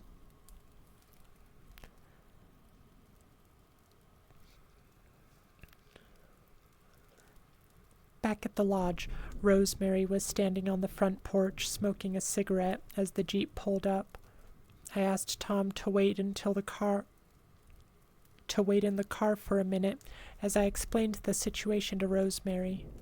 Like I said, she had become a little crazy and I didn't want her to lash out in front of Tom. I apologized to her for being so late. She smirked and told me she saw the thermostat. I knew what she meant. I knew what she meant. I explained who Tom was and that he was there to see Chris. Rosemary walked over to the Jeep and invited Tom inside. I stayed behind to untie my ski equipment and then followed them into the lodge. Chris was delighted to see Tom, and I overheard them reminiscing about ski races they had both competed in. As I walked into the living room, Tom was admiring the many medals and trophies Chris had displayed around the room. Chris told me to make them all drinks, which I did. This gave me the chance to further eavesdrop on their conversation. Turns out, Tom was a current... Sorry, some of the wording is a little funky on some of these sentences. It turns out Tom was a current ski champion that never got a chance to compete with Chris. Chris retired around the time Tom started to compete. As I brought them their drinks, I distinctly remember Tom saying, "Did you know I'm world champion now?" Like I said, I really have no contemporary in the sport. He continued, "I'm not suggesting you risk your legacy at your current age, but off the books, I'm challenging you. Any mountain you like, let the best man win." Chris replied, "It's lonely at the top, huh?" As he looked at the highest mountain through one of the lodge windows. This was the only mountain Chris was hesitant to ski on, due to it being very steep and dangerous. I never dared to either. Rosemary told me that the mountaintop is the coldest area in the region, meaning it's likely where Frostbite lives, if you believe the legend. "No one has ever skied down it successfully," Chris explained. "but if anyone could, it would be us. I look at that mountain every day. It torments me." Tom replied, "If that's the mountain you choose, let's do it." Rosemary interrupted by asking, "Is this a bet?" "What would my husband even stand to gain if he makes it down alive and beats you?" Chris explained this wasn't about money, only reputation and love for the sport. Despite her objections, they toasted to the upcoming race and offered Tom the guest room for the night, which he accepted. The race happened the following morning. I watched them leave in that Jeep from my bedroom window. No goodbyes. That was the last Rosemary and I ever saw of either man alive. Several years passed, and I was now in my 20s, still living at the lodge with Rosemary. She still treated me as her servant, but due to her smoking, she had become ill of health. Honestly, I was glad. It wouldn't be long until she passed away and I would inherit the lodge and my parents' wealth. It's what kept me going through all of her mistreatment. One day, as she was coughing her lungs out, she lamented to me how she wished for closure about Chris before she died. When he disappeared, a search party was organized but called off very quickly. Like I said, The mountain is very dangerous. Searching it all was unrealistic, even for two public figures. Aside from the jeep, no trace of them was ever found. Rosemary wanted to find their bodies. I suggested that only experienced skiers would have a chance of making it all the way down the slope. I've watched you ski, Rosemary said. What's stopping you from going down there yourself? That was the closest thing to a compliment I ever got from her. I stuttered before managing to get out one word. Frostbite. She turned away from me in disgust. Later, I noticed her staring out the same window Chris did, contemplating. She told me to find 3 professional skiers in the area and invite them to the lodge, which I reluctantly did. It was refreshing to have visitors at the lodge. They weren't exactly champions, but they were the best I could find. The first 2 to arrive were young men, Roger and Kenny, and they just seemed happily to be getting a free ski trip and accommodation. The final skier, Amelia, arrived and was drop-dead beautiful. She looked like Rosemary did in photos of her younger days before I was born. Amelia assumed I was hired help and threw her luggage at me. I wasn't even annoyed. A woman as beautiful as her could mistreat me as much as she likes. You can probably tell I didn't get to see many women while living in the mountains. I became immediately drawn to Amelia at first sight. While escorting her into the lodge, I remembered what was in store for her.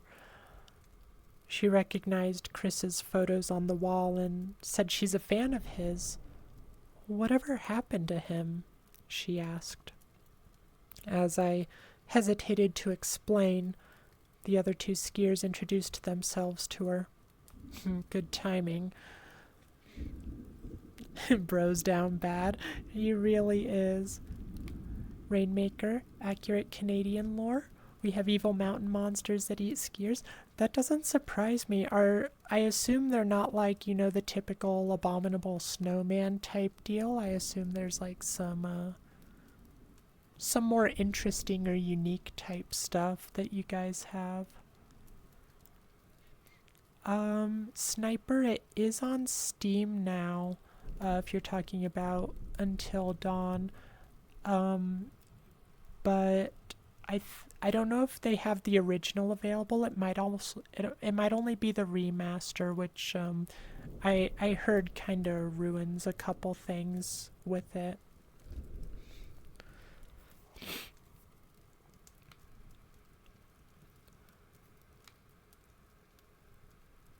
Sorry, I lost my spot. There we are.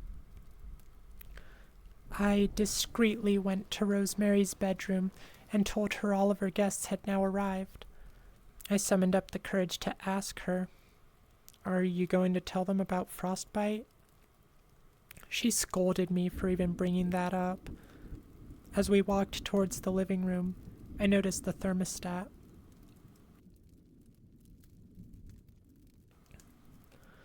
Again, it was one of the coldest days of the year. I had a horrible feeling about Rosemary's scheme, but at this point I was in too deep to prevent it.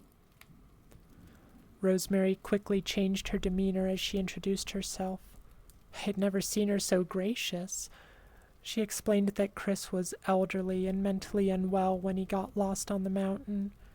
This was definitely bending the truth, but it put any trepidation the guests had about the mountain at ease. The first skier to make it down the mountain wins the lodge when she dies. I was lost for words.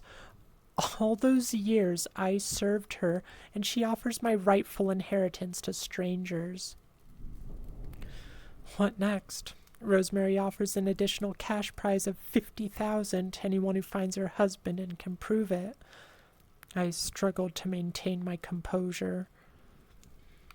Amelia bluntly asked, How can we prove we've found him? We can't exactly carry an entire body down to the bottom of the mountain. Rosemary replied. His wedding ring'll do. She then directs her guests to a table with an assortment of tracking devices and body cams that I bought for them. The body cam to prove they skied down the mountain, and the tracking device in case they got stuck on the mountain, for whatever reason. All 3 skiers accepted the challenge. The next morning, I watched Roger, Amelia, and Kenny drive away towards the mountain. Rosemary turned on the TV monitor. The screen was divided into quarters so we could watch all 3 body cams at the same time, with the bottom right corner being left blank. "Give me a glass of brandy, will you?" she demanded. Overcome with anger, I snapped at her. "I'm your son. How can you give away all my inheritance?" I expected her to hit me for my disobedience, but this time she didn't. She said, "This race includes you. You want that money and the lodge Chris worked all his life for? Do what he did. Go earn it." After giving it some thought and looking at the thermostat, I couldn't. I didn't have the nerve. Rosemary laughed at me and said, "You better hope none of those skiers make it back here alive." I sat and watched the events unfold with her. I was keeping an eye out for any sign of frostbite. Roger was the first to be eliminated. He went off a cliff, landed on a boulder, and stopped moving. The impact sounded like bones breaking. I wanted to call the police, but Rosemary wouldn't allow it. She seemed amused by the situation. Kenny was in the lead until he fell into a tree and stopped moving. Amelia was the most cautious, and we watched her look around for anywhere Chris could be. Distracted, she slipped and began rolling down the slope. I was horrified. Not her. She was wailing in pain and had broken her skis. She dragged herself into a nearby cave. There, she discovered the partial remains of a corpse. As Amelia got closer, Rosemary and I made out that it was Tom. His frozen face was intact, but little else. Something had been eating him. "It's Frostbite! Frostbite ate him!" I exclaimed.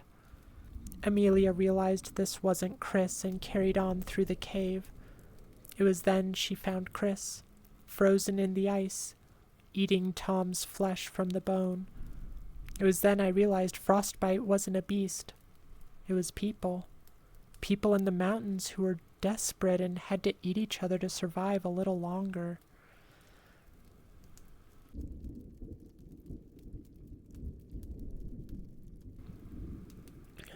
Amelia proclaimed, "I found him, but I can't make it back by myself. Someone come and get me, please."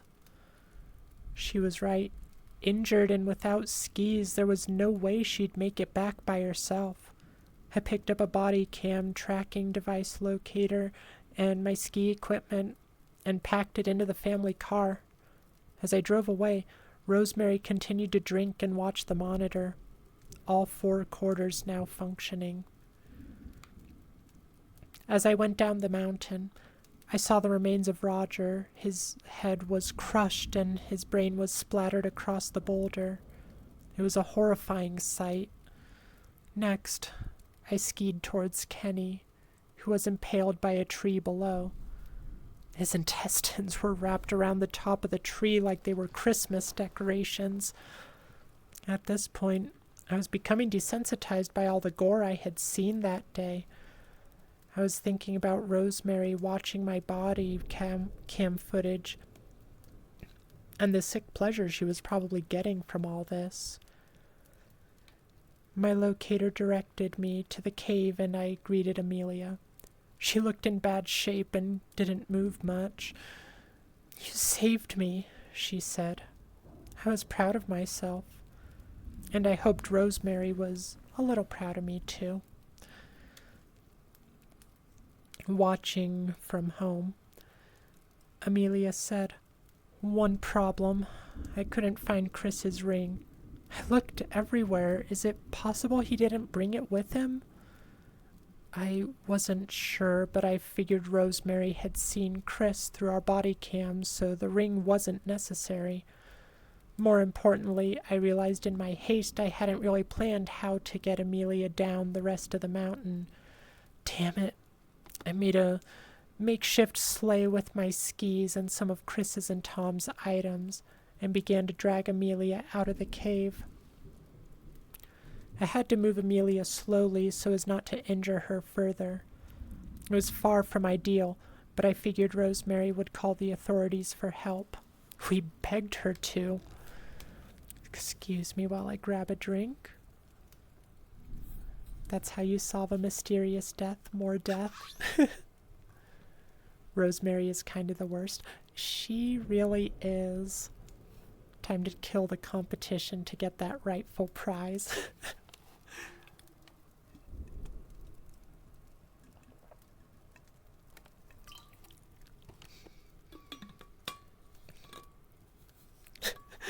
Nothing wrong with a bit of isolation and maltreatment insanity.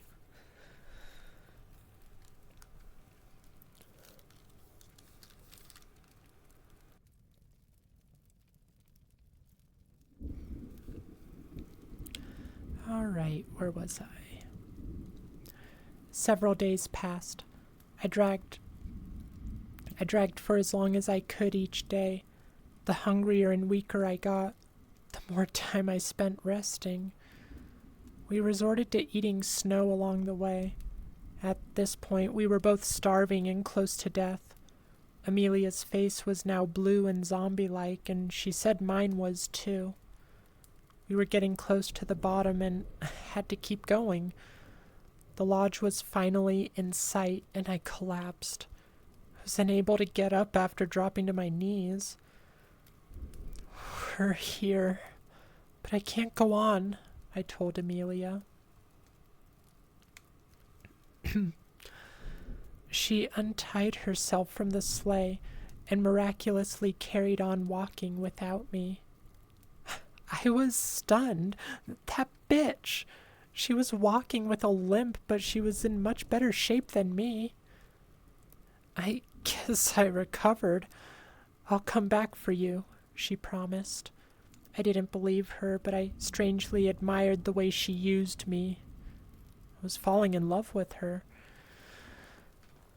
"Hi, Jackman. What if your model was a furry? Sorry, didn't realize this was story time." That's totally okay. I like to chat with you guys. But when I'm reading, I do try to tend to the chat when I'm in in a good stopping point between paragraphs. But yeah, thank you for popping in. Excuse me. I don't know. I would be interested to see what a furry version of my avatar looked like, but it's not really my style. Thank you for the hydrate, Derpy. My voice started off well today, but I don't know, at some point, I think part of it is my, when my sinuses get a little more clogged, I feel like you're hemming a lot this stream. Yeah, I really would. I really am.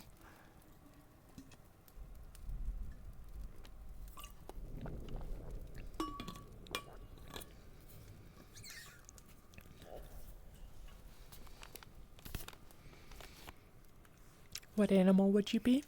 Probably just a cat, because I do have I can't really get it. No. I do have a cat tail and some ears, but they're under the hat, so I'd probably just be a cat if I was. I do like foxes though. Foxes are nice. You see a lot of animated horror stories? Oh, like you watch them on YouTube? I enjoy watching those too. J-Pro, you would also love a good Astral multiverse? That'd be kind of fun. Now that you say it like that, like, yeah, I'd kind of really like to see furry Astral now. And then what else could we have? We could have like we could have like super lewd Astral. We could have steampunk Astral. We could have guy Astral. We could have so many different things. Oh my gosh, I really kind of want to see some art of it. Maybe you can do that sometime. Yeah, maybe. It'll be a while before another big commission though. Hi X, it's good to see you. Ooh, zombie Astral. Yes, I want to see zombie Astral. You'd be like a werecat? Ooh. Yeah, I like that idea. Werecat. It's not a bad idea. I like the way you think, Jackman. Call me the. Saw an axolotl VTuber recently. Anything. Axolotls are so cute though. Like, fictional ones anyways. Real ones can look kind of weird. Astral on catnip, so like stoner Astral. Imagining you with the steampunk gear arm. That'd be so cool. Meme Astral a la Spoderman. Yes, I want to see Meme Astral.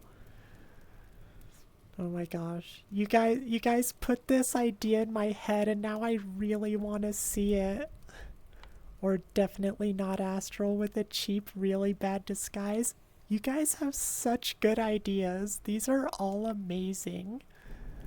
There can be, ooh, a Western version with a big fancy mustache, but still very feminine. Like it's just like a stuck-on mustache, but it's ridiculously big.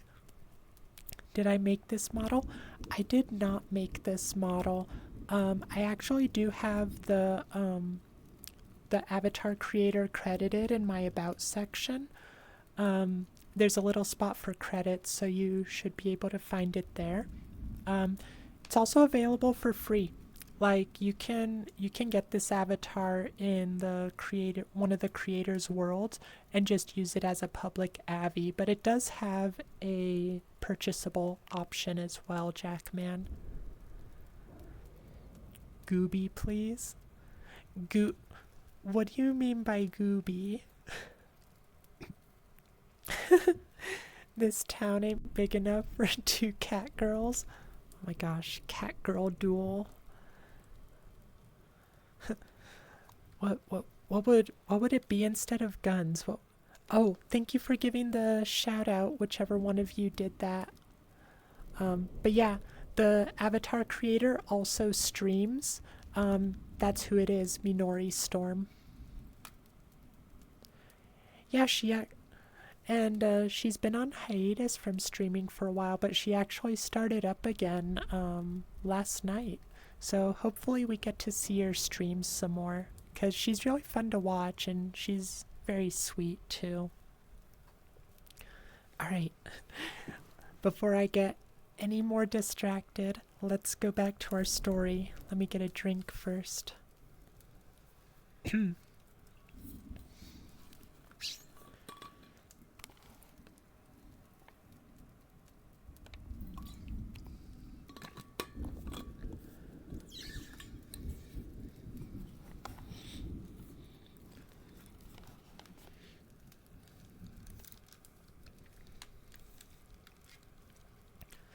I supposed Amelia had won and inherited the lodge, but in that moment, I was only concerned with surviving. After resting for a short time, I managed to drag myself up and continue to the lodge. I was too close to let myself die out there. Every step was more painful than the last. As I got to the driveway, I began to smell food. It seemed Rosemary had cooked one of her roast dinners. Gravy, roast beef, stuffing. Was I hallucinating? I felt I was arriving at the gates of heaven. I opened the door and followed the smell into the kitchen. There was nothing but empty plates. Well, there was some dried gravy left over, which I immediately licked clean off the plates. I then drank and ate what was left in the fridge, which was very little. I was still starving. Rosemary stepped into the doorway. "Oh, you're back. I didn't prepare any food for the loser," she said. Rosemary dropped Chris's wedding ring onto the counter. Amelia stashed it when you weren't looking. Rather amusing, isn't she? She's won the lodge and the crash prize. In that moment, my anger for Rosemary hit boiling point. It was beyond my control. I launched at her, falling down on top of her. She tried to scream, but her lung issues prevented it. I tore her throat out with my teeth and ate it. Honestly, it was delicious. I couldn't stop myself. I continued eating her flesh off the bone until my hunger pains eased. Where is Amelia? I wondered. How would I explain this? Would she understand? I crept upstairs and found her sleeping in the guest room. She was breathing softly. I didn't wake her and crept back down. A mirror in the hallway caught my attention. My skin was blue, my eyes were bloodshot red, and Rosemary's blood was dripping all down my chin. I looked like more of a beast than a man. I was staring into the face of Frostbite, terrified of what I had become. Suddenly, I snapped out of it. Time to clean up this mess before Amelia wakes up. With no food left in the house, I decided to trim the remaining meat off of Rosemary with a carving knife. Waste not, want not. With just her skeletal remains left, I dragged her outside and buried her deep in the snow. The local authorities will chalk it up to another Frostbite killing. For good measure, I deleted all body cam footage of the ski race. No motive. As far as the authorities would be concerned anyway. I loved my mother. She left and I haven't seen her since. These things happen. Finally, I mopped up the blood and cooked the rest of the meat myself. By that time it was morning and good timing for breakfast. Amelia came downstairs as I was preparing the meat. She was surprised but relieved of my presence. "Sorry I left you. I told Rosemary you were out there. Where is she anyway?" I explained that Rosemary left and Amelia was now the benefactor of her estate. Her attitude immediately shifted and she reminded me of Rosemary. She sat in the dining room and I served her breakfast. Medium rare steak with gravy. As she took her first bite, I stood patiently waiting for her approval. "You can stay," she said, satisfied with my cooking. "I'm now living as her servant, and I'm the happiest I've ever been." The end. I don't know about that. That one was kind of weird. Like, this, I don't like that ending. What do you guys think of it? Rainmaker, these people are so mean. I need them to get eaten. Oh, well, there we go. Yeah, there we go. At least one of them, although I just feel like Rosemary would taste bitter. Yeah, I don't imagine Rosemary would taste very good, especially with all the smoking. It was a little bizarre, but she had fun.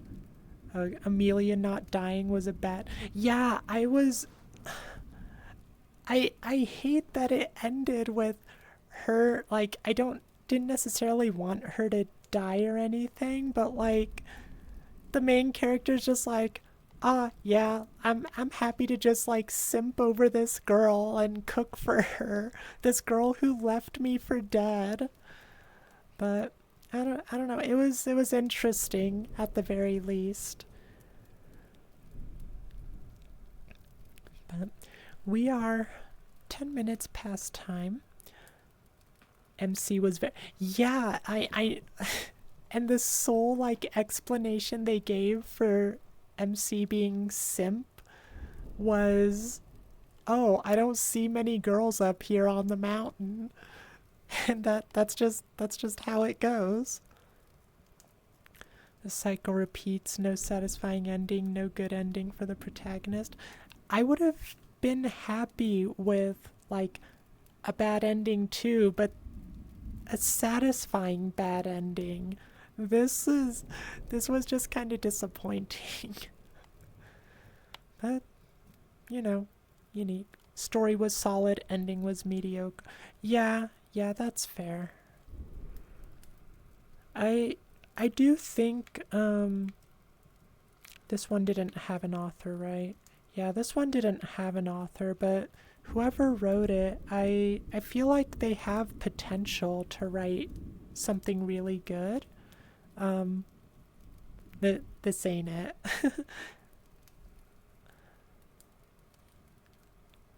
You feel like we have plenty of women in Canada? I don't know.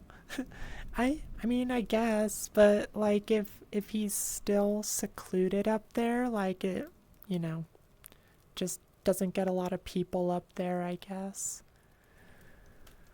All right. Well, I am hungry, and I don't know what time it is for you all, but I think y'all should eat some food as well. So, let's say our goodbyes. I hope you enjoyed the stories. At least we had Mr. Widemouth, which, yeah, Rainmaker, you were right. That one definitely did stand the test of time. The other two, not my best selections. So hopefully next time will be a bit better. But as always, I have fun telling stories with you, and we had some fun chats. Mr. Widemouth was awesome, and you never heard. I'm glad we got to share that with you then, J Pro. Always good to share a classic with someone who hasn't heard it. Alright, let's change to stream ending, and we're not gonna raid today. I'm hungry. Yes, good night, everyone. Good night. Go eat some good food, drink lots of water, be good to yourselves and each other, and I will see you all tomorrow. We were originally gonna do some just world hopping. I think we're gonna focus on some horror worlds because I found a couple that I really want to try out when I was exploring today. So we'll probably do some horror worlds tomorrow. But until then, you all have a lovely day, night, whatever it is for you. Bye, everyone.